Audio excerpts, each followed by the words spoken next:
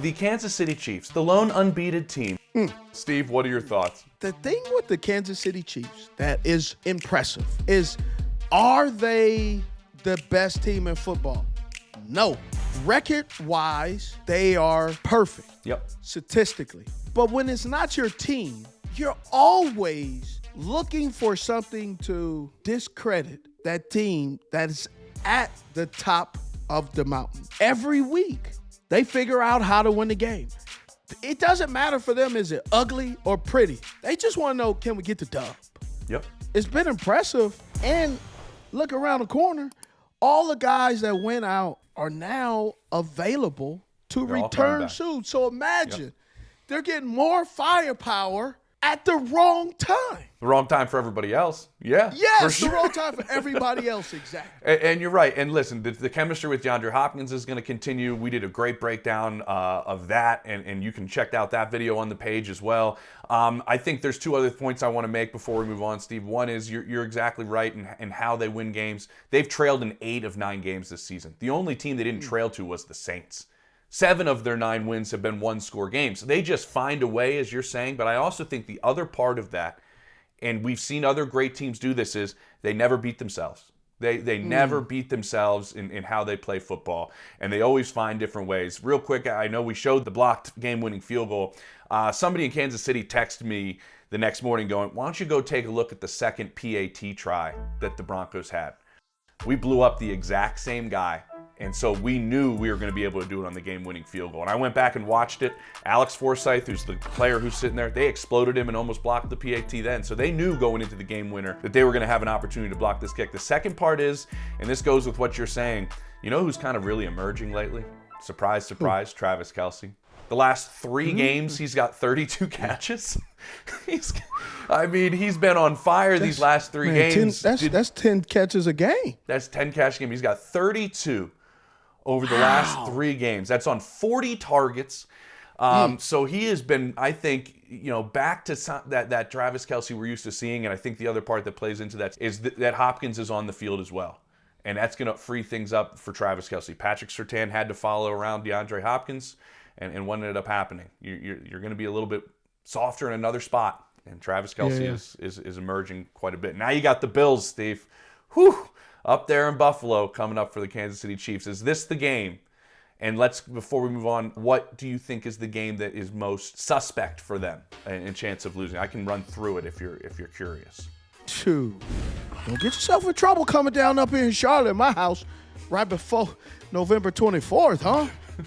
Las Vegas Raiders, they're a debacle. Los Angeles Chargers, that's always interesting. In the division, you already know what's going on. Which quarterback is going to show up? Will the Houston Texans figure it out before Christmas?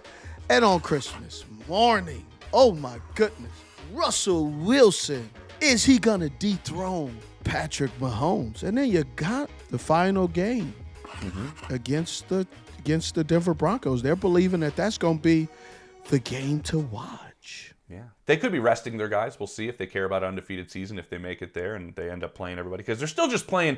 The goal, right, Steve, is they're playing for the 1 seed. That's really it. They want everybody to have to go through Arrowhead. That's the thing that matters. And I think if you ask Andy Reid, that's what matters more than an undefeated season, I honestly think. Steve, I know the three-peat is the number one thing that locker room is trying to accomplish, right? Nobody's ever done that, but nobody's had an undefeated season since the 72 Dolphins. So do you feel like guys in that locker room actually care about an undefeated season? Well, I haven't spoken with anyone in that locker room, and so this is my humble opinion, right? Never had the opportunity, obviously, because I was born in 1979, so impossible to be on the 1972 Dolphins, so I would not know. This is carry the 5, clearly. You're right. Yeah, this is clearly speculation. I think guys are wanting to make history, right? I think that's whether it's a three-peat and go undefeated. However, the way the season has started for this team, I believe trying to get healthy, trying to do things the right way is the most important part. The three-peat is right there. Undefeated season would be a bonus.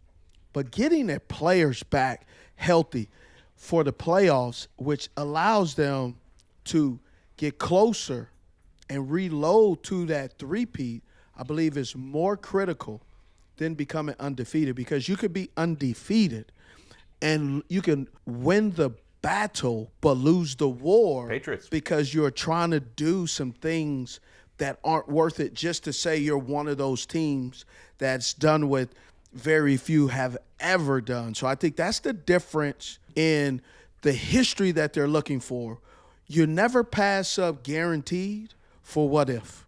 Yeah, I like that. I believe if they can get all their guys healthy, that's guaranteed to position themselves to possibly get that three-peat, to get themselves in the playoffs, to get home field advantage throughout, to really benefit them. But that what if is, what if something happens because you're trying to get that undefeated season?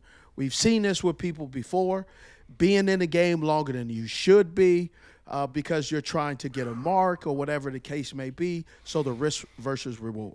I'm just picturing, Steve, what does Andy Reid do? They're undefeated going into that season finale at Denver. And it's, do I rest my guys or do we go and that's just. I can tell you what, I do know Andy very well. Yeah. I would tell you Andy will talk to his guys.